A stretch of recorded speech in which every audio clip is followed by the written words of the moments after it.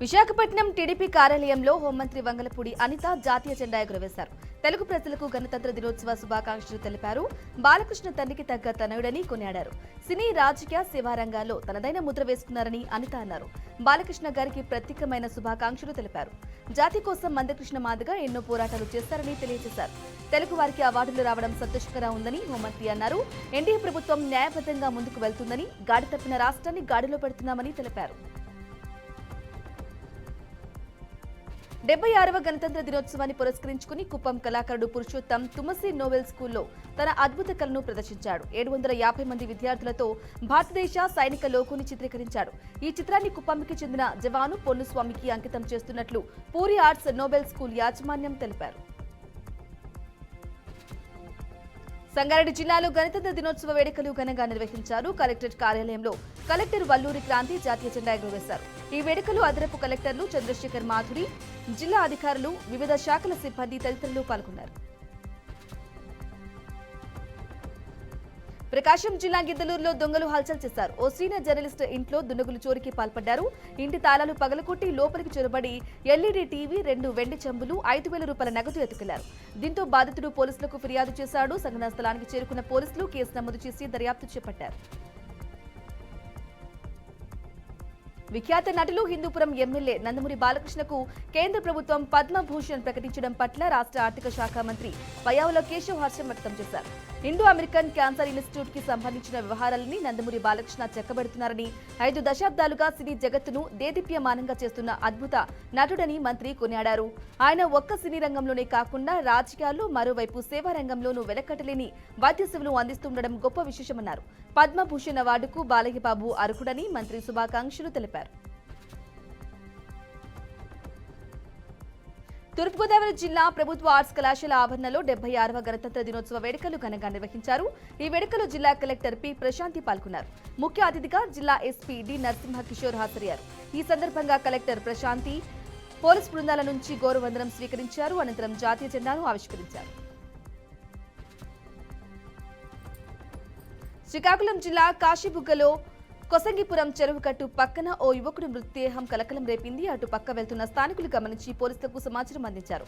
ఘటనా స్థలానికి చేరుకున్న పోలీసులు మృతదేహాన్ని పోస్టుమార్టం నిమిత్తం ఆసుపత్రికి తరలించారు.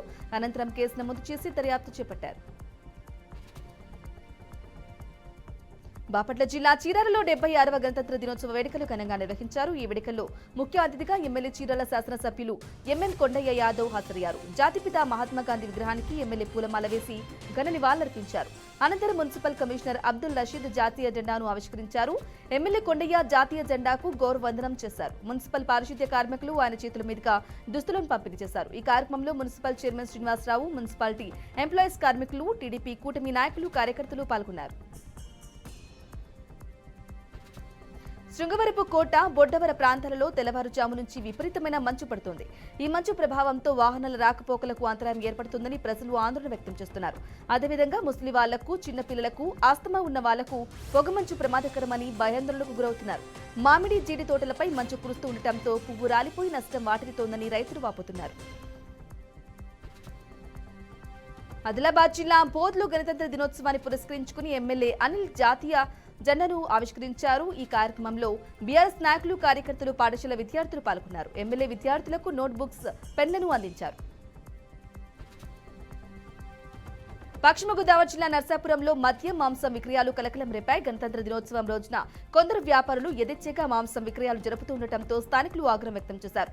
మున్సిపల్ అధికారులు తూతూ మంత్రంగా నోటీసులు అందజేసి చేతులు దులుపుకున్నారని మండిపడ్డారు. రిపబ్లిక్ డే రోజు మాంసం విక్రయాలు జరుపుతున్న దుకాణాల యజమానులపై చర్యలు తీసుకోవాలని పలువురు కోరుతున్నారు. రిపబ్లిక్ డే సందర్భంగా మాంసం విక్రయాలు జరపరాదని అధికారులు హెచ్చరికలు జారీ చేశారు. అయినా పట్టించుకోకుండా కొందరు వ్యాపారులు సామర్లకోటలో చేపలు విక్రయాలు జోరుగా చేపడుతున్నారు. భారత రాజ్యాంగాన్ని అవమానపరుస్తూ చేస్తున్న ఈ కార్యకలాపాలపై అధికారులు తక్షణం స్పందించి వ్యాపారులపై కఠిన చర్యలు తీసుకోవాలని ప్రజలు కోరుతున్నారు. విశాఖ బీచ్ రోడ్ లో రిపబ్లిక్ డే సందర్భంగా సమరసత సేవా ఫౌండేషన్ నగర సంకీర్తన పతాకావిష్కరణ కార్యక్రమం నిర్వహించారు. బీచ్ రోడ్ లో వైఎస్ఆర్ విగ్రహం కూడలి నుండి కాళీమాత టెంపుల్ వరకు ర్యాలీగా వెళ్లారు. భారత్ మాతాకి జై అంటూ నినాదాలు చేశారు. హిందూ ధర్మ పరిరక్షణే ధ్యేయంగా పనిచేస్తున్నామని రాష్ట్ర అధ్యక్షులు విష్ణు అన్నారు. రాష్ట్ర వ్యాప్తంగా సుమారు 800 మంది బీసీ ఎస్సీల కులాల వారికి ట్రైనింగ్ ఇప్పించి దేవాలయాల్లో అర్చకులుగా నియమిస్తామని తెలిపారు. గణతంత్ర దినోత్సవం పురస్కరించుకుని పతాక జెండాను ఆవిష్కరించారు. ఈ కార్యక్రమంలో సుమారు 500 మంది సభ్యులు పాల్గొన్నారు. వరంగల్ జిల్లాలో ఘోర రోడ్డు ప్రమాదం జరిగింది. మామునూరు వద్ద ఇనుప స్తంభాలతో లోడ్తో వెళ్తున్న లారీ అదుపు తప్పి పక్కనే ఉన్న కారు 2 ఆటోలపై పడింది. ఈ ఘటనలో 5 అక్కడికక్కడే మృతి చెందగా 6 తీవ్ర గాయాలయ్యాయి. మృతుల్లో 4 మహిళలతో పాటు బాలుడు ఉన్నట్లు సమాచారం తెలుసుకున్న పోలీసులు సంఘటన స్థలానికి చేరుకుని గాయపడిన వారిని ఆసుపత్రికి తరలించారు. అనంతరం కేసు నమోదు చేసి దర్యాప్తు చేపట్టారు. డ్రైవర్ మధ్యమత్తులో ఉండటమే ఈ ప్రమాదానికి కారణమని పోలీసులు అనుమానిస్తున్నారు. పూర్తి వివరాలు తెలియాల్సి ఉంది.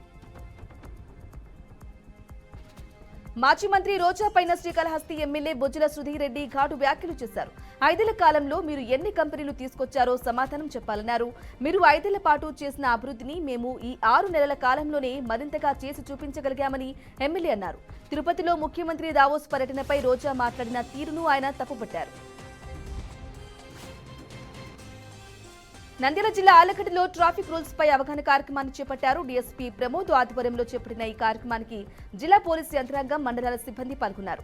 కోటి రోడ్డు మీదుగా 4 రోడ్స్ ఏరియా వరకు బైక్ ర్యాలీ ప్రారంభించారు. ర్యాలీలో ఆటో డ్రైవర్లకు ట్రాఫిక్ రూల్స్, హెల్మెట్ ఆవశ్యకత, ప్రమాదాల వంటి వాటిపై నివారణ గురించి అవగాహన కార్యక్రమాన్ని తెలియజేశారు. దీనిలో భాగంగా హెల్మెట్ లేని వారిని గుర్తించి వారికి హెల్మెట్ అందజేశారు అధికారులు.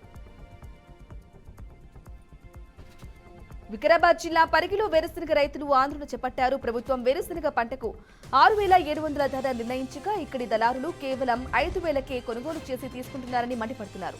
ప్రభుత్వం నిర్ణయించిన ధరకు వేరుశనగ కొనుగోలు చేయాలని రైతులు డిమాండ్ చేస్తున్నారు. దీంతో వ్యాపారులు సొసైటీ ససేమిరా అనటంతో హైదరాబాద్ బీజాపూర్ జాతీయ రహదారిపై రైతులు ధర్నా చేపట్టారు. జాతీయ రహదారిపై బైఠాయించి ధర్నా చేపట్టారు. సంఘటనా స్థలానికి చేరుకున్న పోలీసులు అధికారులను రైతులను సమాధించే ప్రయత్నం చేశారు. రైతులకు న్యాయం జరిగేలా చూస్తారని ఎస్ఐ హామీ ఇవ్వడంతో రైతులు అక్కడి నుంచి మార్కెట్లోకి వెళ్లిపోయారు. రేషన్ కార్డులపై మంత్రి ఉత్తమ్ కుమార్ రెడ్డి కీలక వ్యాఖ్యలు చేశారు. రాష్ట్రంలో అర్హత ఉన్న అందరికీ రేషన్ కార్డు ఇస్తామని భరోసా ఇచ్చారు. పాత రేషన్ కార్డులు తీసేస్తారని జరుగుతున్న ప్రచారంలో నిజం లేదని తేల్చి చెప్పారు. పాత రేషన్ కార్డులు అలాగే ఉంటాయని అన్నారు. కులగణన ఆధారంగా రేషన్ కార్డుల ప్రక్రియ ఉంటుందని చెప్పారు. లిస్టులో పేరు లేకపోతే ఆందోళన చెందొద్దని వెల్లడించారు. గ్రామ సభల్లో మళ్లీ దరఖాస్తు చేసుకోవచ్చని తెలిపారు. శ్రీకాకుళం జిల్లా పలాసలో అక్రమ ఇసుక అమ్మకాలు జోరుగా సాగుతున్నాయని ప్రజలు మండిపడుతున్నారు. ఈ నేపథ్యంలో రాత్రిపూట లారీలతో అక్రమ ఇసుక రవాణా చేస్తూ అధిక ధరలకు అమ్మకాలు జరుపుతున్నారన్నారు. ఇంత జరుగుతున్నా అధికారులు నిమ్మకు నీరెత్తినట్లు వ్యవహరించడంపై ప్రజలు ఆగ్రహం వ్యక్తం చేస్తున్నారు. ఇప్పటికైనా అధికారులు స్పందించి దీనిపై చర్యలు తీసుకోవాలని స్థానికులు డిమాండ్ చేశారు. అక్రమంగా పశువుల రవాణాకు పాల్పడుతున్న 2 వాహనాలు కృష్ణా జిల్లా ఆత్కూరు పోలీసులు సీజ్ చేశారు. కాకినాడ, అనకాపల్లి జిల్లాలోని పలు ఏజెన్సీ ఏరియాల్లోని దూడలను అక్రమంగా చిలకలూరిపేట సంతకు తరలిస్తున్నారు. సమాచారం అందుకున్న పోలీసులు పశువుల అక్రమ రవాణాను అడ్డుకుని 3 నిందితులను అదుపులోకి తీసుకున్నారు.